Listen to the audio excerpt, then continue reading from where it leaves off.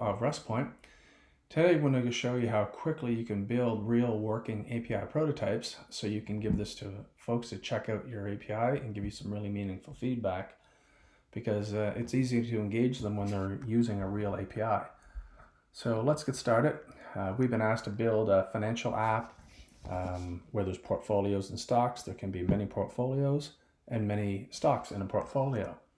So let's get started. We're just going to call this our financial API. I'm not going to import anything here for now. We'll just go straight to adding a new project. So we're going to start with, I'm going to create an API path here for portfolios.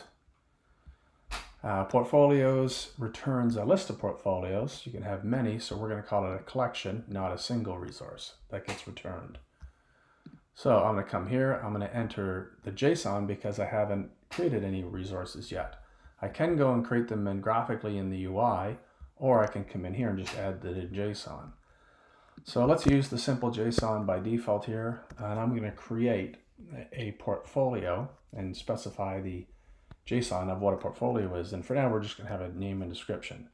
So let's say for our first one, we're going to call it, dividend stocks, and we're going to go and type in, a list of great dividend stocks. So we have that. Let's hit save, and there's our path. You'll notice that when we create that, there's portfolios. You see there's the post and get, and for portfolio/ID, you'll be able to do a delete, put, and get. If I want to see what the JSON looks like at any time, I can come and take a look. And you'll see here we got default errors, and there's some other options as well. Now, when we created this path, you'll notice that we now have a resource here called portfolio. So I can come in anytime, add more fields, and modify that resource. Another neat thing is, as soon as I create this, there's automatically a database created for you. There's one here, think of it being a database, and there's now a portfolios table or portfolios collection. And if I click in here, you'll see there's my one portfolio put in. So we can put one more in here called my tech stocks. And let's say a list of my tech stocks. And we can add the data. So now we have two portfolios. So you can see right now what we have here is the start of our API. So what we can do right now is say, all right, let's give it a try. So we provide this Swagger UI to be able to test it quickly. So if I click authorize, we'll explain more about the keys later, but for now, we'll just take these for what they are, plug them in, and I now have a working API that's working, and I'm going to query my portfolios, and you'll see there is my portfolios. I can create more portfolios. I can update them, delete them, all via the financial API. So this is now a real working API inside my user here of my financial API. So I can go and play with it, get a little feel for it, and now I just want to add one more path. And I'm going to say, let's add in our portfolios, which connects our stocks to portfolios. So I could go in there and add maybe a new property under portfolios that says add an array of stocks or a list of stocks. But I'm going to do the REST approach of having a collection here of portfolio stocks. So when I pick this, same thing, I don't have a stock resource yet. So I'm going to specify the JSON on that, and I'm going to call this a stock has a ticker, let's say, and we're going to have a name, which is its full name, Amazon Corp. All right, so I see I have a JSON error here. And I'll see, okay. So I'm going to click save on this path. Now I have my other portfolio. So on the same thing, I can click try, and you'll see now we have our portfolio stocks. Now I haven't added anything to this collection for portfolio stocks, so let's do that. So now you'll see I have a portfolios database. Now I have portfolio stocks. So I'm going to go and add a collection for each one of my portfolios. So if I come in, I'm going to say for portfolio 1, I'm going to add one here called maybe Tesla. And I think it's, oops, I think that's TSLA. And I'll call that Tesla. So I'm going to add the path for that. And for portfolio, I'm going to add another one here.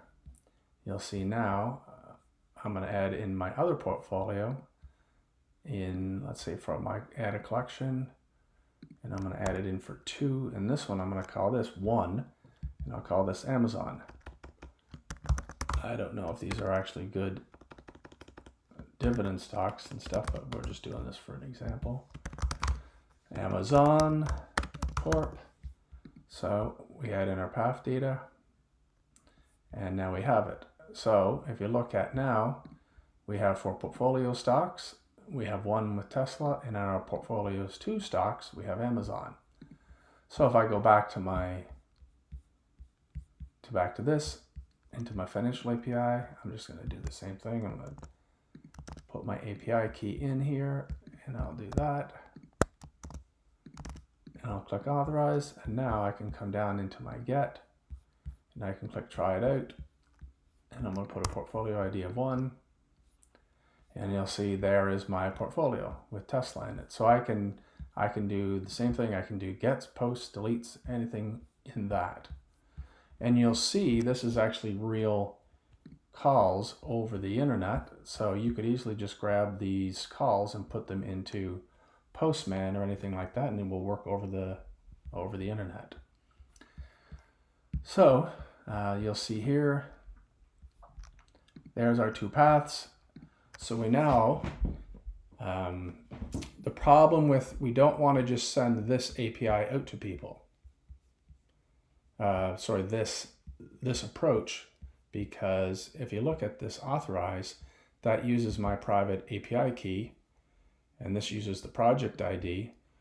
So what we're going to do is, this is really in my workspace where these is, and it's great for my own unit testing and working through it. But I want to just deploy this to the cloud, and I want to call it beta 1. I'm going to say check out my API. I'm going to deploy this API, copy all the data with it, and now this will create a whole new API backend that's completely decoupled from my sandbox. And now I can give this out to users without giving out my personal API key. And now I can send this, and also I can give them API keys to go with it. So now they can go and query this. If I want them to have full access to add and remove data, I'd give them this key. If I just want them to create and read only and they can't delete, I would give them this key. So let's give this a try. And there's an example of the full curl for this deployed API. So I'm going to grab this, and we'll use Postman in it as an example. So I'm going to add that in there. And you'll see API portfolios, and I'm going to grab this key, and you'll see add X endpoint key into there. So I'm going to go into my header, and I'm going to say X endpoint dash key. Now that's all I need to give to a user, and they're able to now access this. So you see there's my stocks. So this is a completely deployed API in the cloud.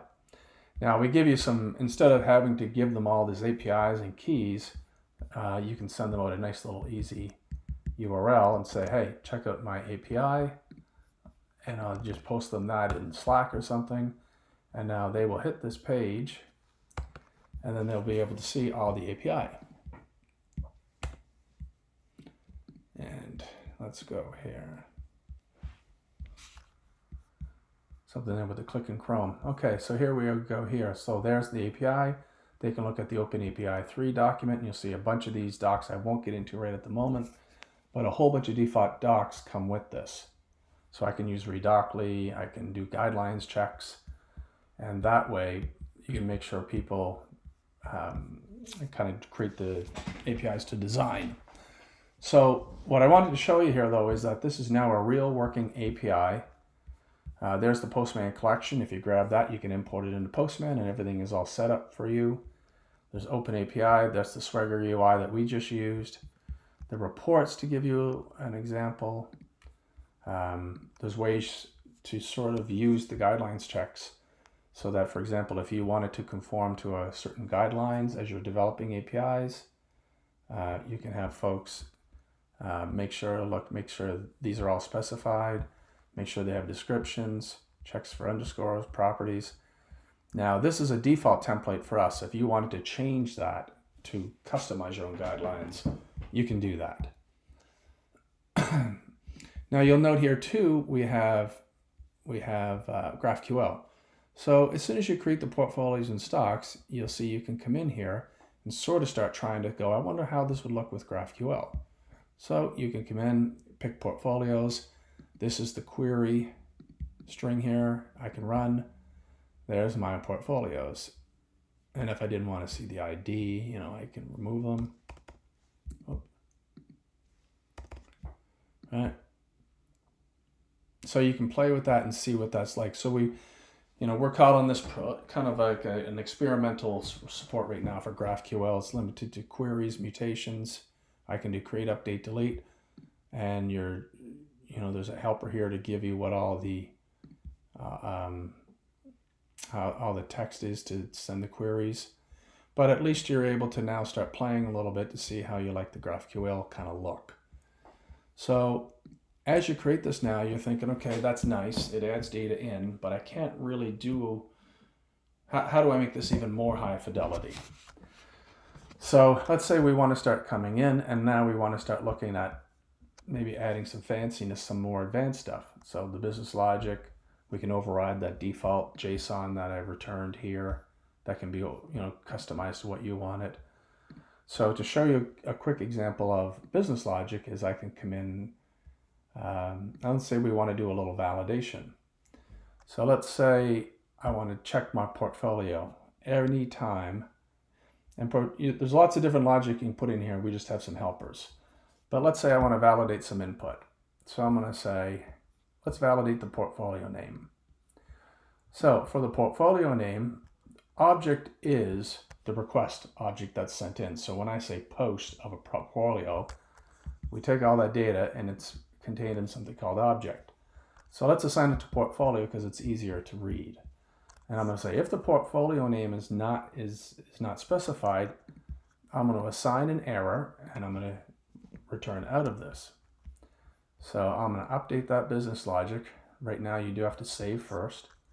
And if I want to make sure it all works, I'm going to say get portfolio and I'm going to test. Let's see here. Now, that's a mistake I just made. It's not on the get we get the request body. It is on the post.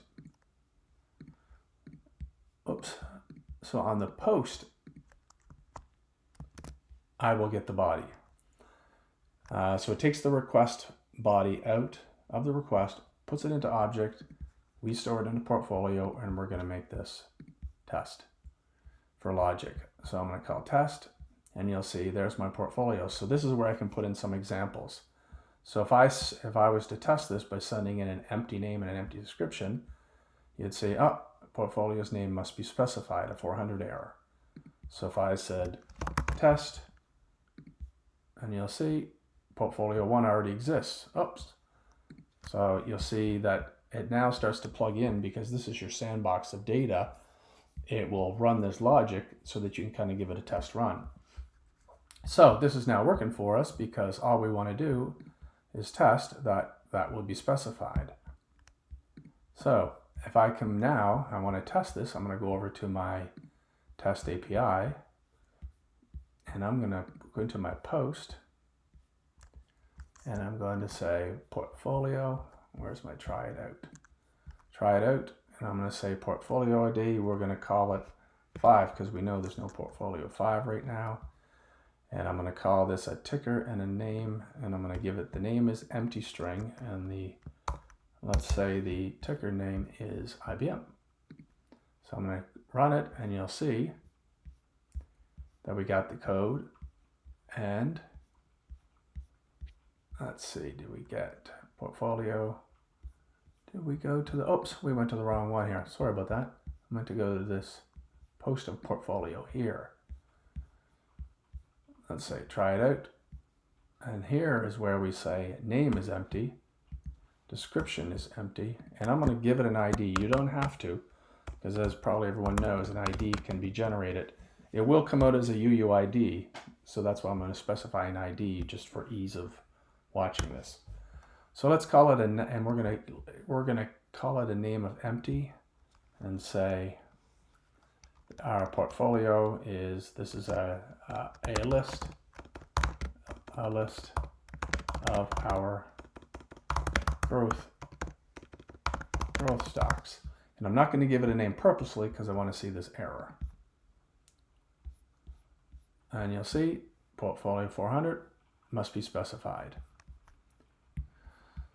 So you'll see how we can now start adding in more logic. So then as I start to now, maybe I might want to, maybe over here when I add a stock, I want to make sure, okay, that portfolio exists that's specified. So you can start adding in a lot more logic. Same with the response override. I can customize that output. Maybe I want a data envelope or something like that. I can add that into my response override. And same thing with a webhook. I can come in and create a webhook just by specifying the URL, the headers, and then I can configure the body. So we'll have more videos coming out to help you with each of these. But you'll see how you could really make very quickly a fully functioning API backend that really is a real deployed API backend in the cloud. And I can deploy it. I can make as many as I want and keep iterating so that as users play with it, I finally get to a point where this is just what I need. My users say this is what I need. And I've really eliminated all of my risk. And then when you pass this over to the dev team to say, okay, now go out there and develop this, they say, great, we have a real working API. We might even see some logic there. So we really understand it. I can generate OpenAPI. I can generate OpenAPI, OpenAPI 2, 3. I can create my own custom docs by going into the docs and creating as many as I want here. So we give a default of all of these different docs. You can create more as you'd like. So what this enables you to do is really get a running start on your APIs and your API design, because everyone gets to try it. And that's a big difference from a hard-coded mock or even reading text docs. I mean, this is really an engaging API prototype that you can put in all your logic to really give you that feel. You know, error responses can be all customized too. I mean, we just sent the common 400 with an error message, but if you wanted to send a different error code with different messages, all that can be customized. Path parameters can be added. So that concludes this demo, where we wanted to just give a good overview of what building an API prototype is and how it can really help with your API design. Thank you.